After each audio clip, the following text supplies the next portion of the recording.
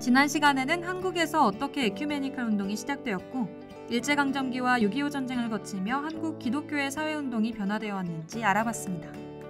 그 결과 현재 NCCK라 불리는 한국기독교교회협의회가 탄생한 과정까지 알아봤고요.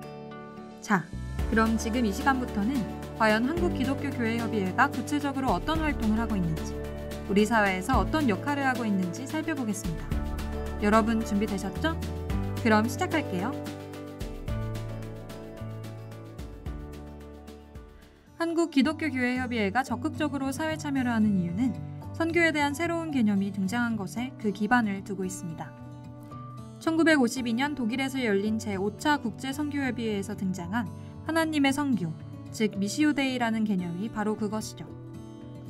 교회를 세우고 교세를 확장하는 것만이 선교라는 그동안의 고정관념에서 벗어나 하나님이 관여하는 모든 영역이 선교의 현장이라고 그 범위를 확 넓힌 겁니다. 진정한 선교는 교회에서만이 아닌 우리가 사는 모든 세상에서 이루어지는 것이라 여기며 적극적으로 사회운동에 참여할 신학적 근거를 마련한 거죠. 사실 우리 기독교에서는 그전부터 사회 참여의 중요성에 대해 강조하고 있었습니다. 1932년 선언된 조선 예수교연합공의회 사회신조를 통해 이를 알 수 있는데요. 신조의 내용을 살펴보면 교회의 기본적인 신앙생활 외에도 인류의 평등, 인종 성별 등의 각종 차별 금지, 남녀 평등, 아동의 인격 존중과 노동 금지, 노동자의 권익 보호, 최저임금법과 같은 사회 안정망 설치, 소득세와 상속세의 높은 세율과 누진제 실시 등을 주장했습니다. 와, 대단하죠? 아직도 우리 사회에서 완전하게 해결하지 못한 사회 문제들을 해결하고자 하던 기독교 신앙 선배들의 노력이 분명하게 드러나 있습니다. 그것도 일제강점기였던 1930년대의 말입니다. 이러한 조선 예수교연합공의회의 노력은 해방 이후 재건된 한국기독교연합회와 1969년 그 이름을 변경한 한국기독교교회협의회, 즉 NCCK를 통해 새롭게 시작됩니다. 현재 NCCK가 자리 잡고 있는 서울 종로 5가의 한국기독교회관 역시 이때 만들어졌죠. 그때부터 한국기독교회관은 한국민주화와 인권운동의 성지로 자리 잡게 됩니다. 1960년대부터 시작된 산업선교, 도시빈민선교는 사회의 약자 속으로 들어가 하나님의 복음을 전하는 것 외에도 억압받던 이들의 권리와 이익을 위해 적극적인 활동을 펴게 됩니다. 이에 자연스럽게 약자들을 억압하던 권력, 독재 정권에 대한 반독재 운동이 NCCK의 주된 활동이 됩니다. 1973년과 74년에 벌어진 남산부활절 연합 예배 사건과 전국 민주청년학생 총연맹 사건 이후 수감된 이들을 위한 구명운동 등이 대표적인 활동이죠. 이런 활동이 계속되면서 NCCK는 조직적이고 구체적인 사회 참여를 위해 인권위원회를 창설합니다. 교회와 사회위원회, 선교위원회, 선교자유수호위원회 등의 소위원회를 두고 민주인사를 보호하고 정부와 대립하게 됩니다.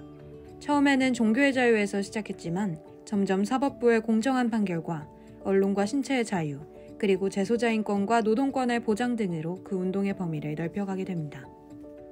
이러한 NCCK의 의지는 1974년 발표한 성명서에도 잘 나타나 있습니다. 어떤 정권이 하나님의 뜻을 어기고 자기의 정치적 권력을 영구화하기 위해 국민의 소리에 귀를 막고 신앙적 양심의 호소를 외면할 때 우리의 협력을 거부할 뿐 아니라 그러한 정권에 대항해야 할 책임을 하나님 앞에서 절감한다. 딱 봐도 부당한 권력에 대한 항거의 의미가 팍 느껴지지 않나요?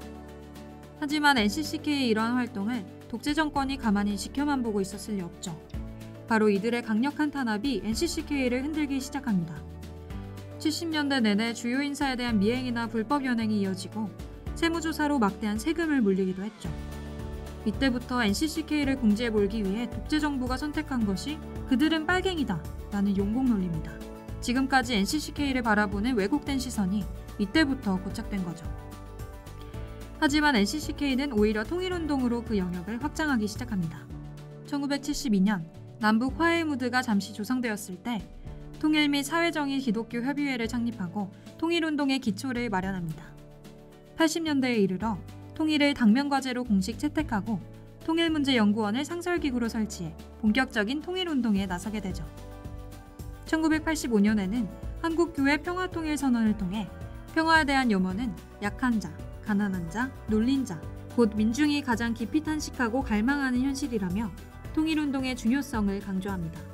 동시에 WCC를 통해 1984년 일본 도잔소와 1988년 스위스 글리온에서 북한 기독교 대표자들과 직접 소통하는 자리를 갖기도 했습니다. 이런 움직임은 1988년 민족의 통일과 평화에 대한 한국 기독교의 선언으로 이어집니다. 이 선언은 분단체제 안에서 서로에게 적개심을 품는 것이 죄악임을 고백하였습니다. 이후 1992년 실제적인 성과를 위해 NCCK를 포함한 남한 기독교 대표들이 북한의 기독교 단체의 초청으로 방북해 김일성 주석을 면담하게 됩니다.